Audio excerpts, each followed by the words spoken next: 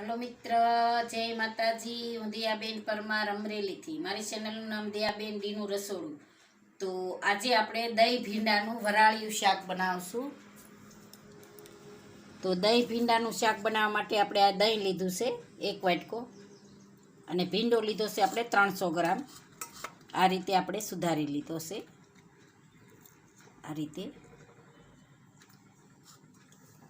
અને વઘારવા માટે આપણે રાઈ લીધી છે અડધી ચમચી આપણે જીરું લીધું છે, થોડીક આપણે હિંગ લીધી, અને મીઠા લીમડાના પાન લીધા છે, અને આપણે હળદર લીધી છે અડધી ચમચી.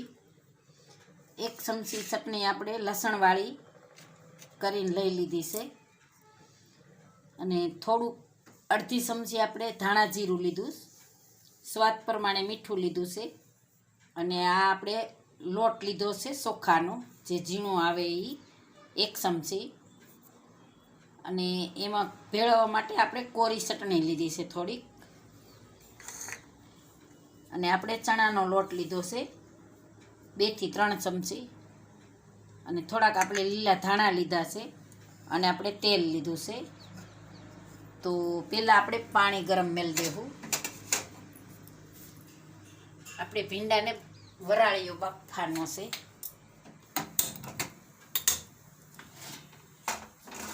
તો આમાં આપણે પાણી લીધું છે.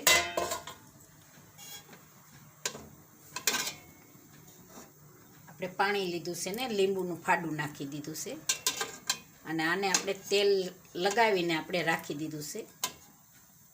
હવે આપણે ભીંડાને આને સાઈડમાં જવા દેવું. તો આપણે આ ચણાનો લોટ નાખશું આમાં 2 થી 3 ચમચી, પછી જોહે તો નાખશું. અને આપણે આ ચોખાનો લોટ છે એ નાખી દેવું. 1 ચમચી આપણે એ લીધો હતો. આપણે આ ધાણા નાખી દેવું આમાં,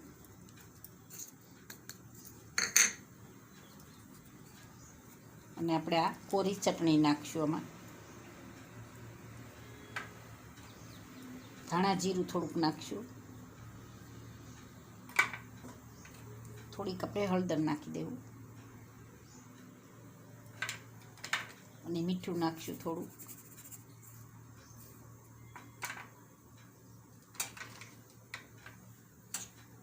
થોડીક આપણે આમાં હિંગ નાખશું,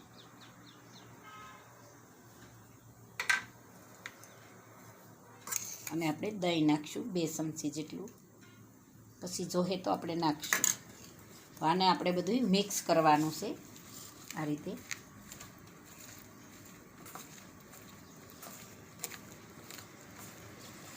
તો ચણાનો લોટ બધે લાગી જવો જોઈએ આમાં.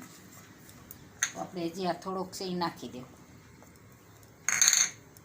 અને દહીં નાખી દેવું 1 ચમચી.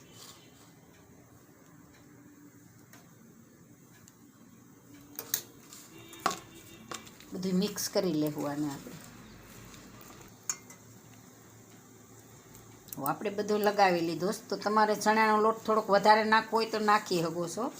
તો હવે આપણે આમાં નાખી દેવું.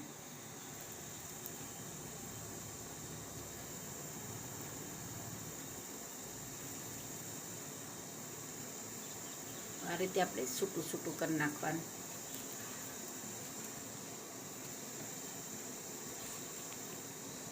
તો બધું આપણે આમાં નાખી દેવું. તો આપણે આને બાફા બધી રાખી દીધી. તો આને આપણે ધીમા ગેસે આપણે બાફા રાખી દેવું. 5 મિનિટ જેવું આપણે રાખશું એટલે બફાઈ જાય. તો આપણો ભીંડો વરાળે બફાય તો આપણે આમાં તૈયાર કરી લેવું.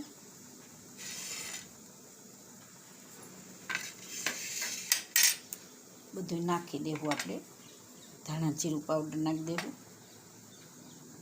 સ્વાદ પ્રમાણે મીઠું નાખશું. આપણે ઓલામાંય નાખ્યું છે એટલે માપે નાખવાનું, અને આપણે હિંગ નાખી દેવું. તો આપણે આમાં હળદર નાખી દેવું,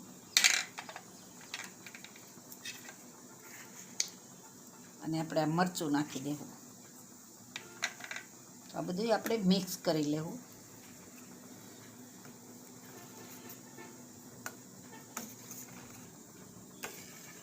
તો આપણે આ મસાલો બધો મિક્સ કરી લીધો છે. તો હવે આપણે આ જોઈ લેવું.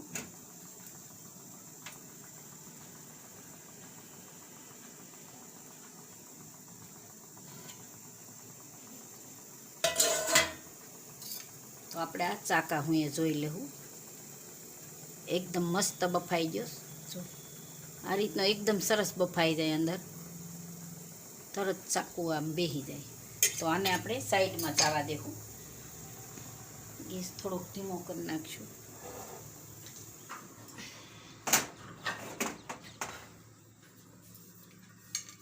આપણે આ કડાઈ રાખશું, એમાં આપણે તેલ નાખશું.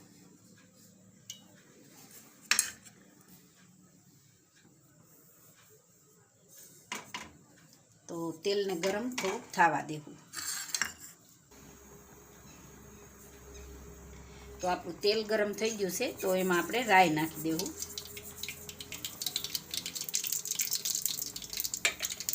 રાઈને થોડીક તતડવા દેવું.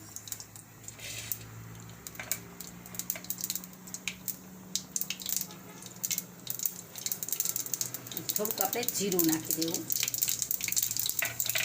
અને હિંગ નાખી દેવું. ગેસ થોડોક ધીમો કરી નાખશું આપણે. અને મીઠા લીમડાના પાન નાખી દઈશું. હવે આપણે આનો વઘાર કરી નાખીશું.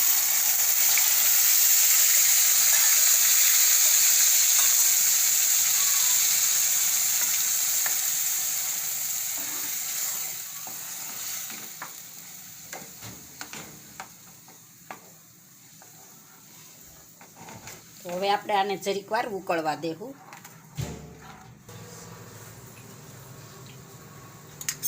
હવે આપણે આ દહીં આપણું ઉકળી ગયું છે. તો હવે આપણે એમાં ભીંડો નાખી દેવું.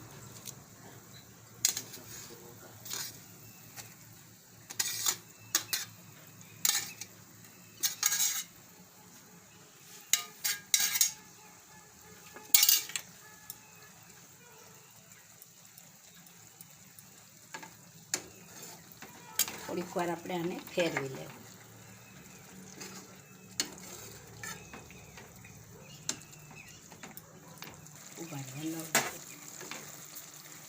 તો આપણે આને 2 મિનિટ જેવું સડવા દેવું. એમ આપણે ભીંડો તો બફેલો છે, તો આપણે 2 મિનિટ જેવું આને સડવા દેવું.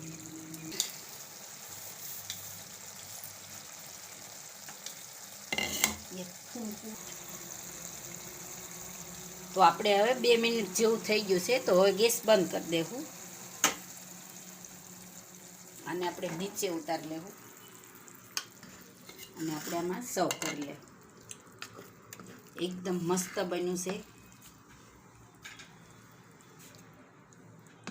ભીંડાનું શાક વરાળ્યું.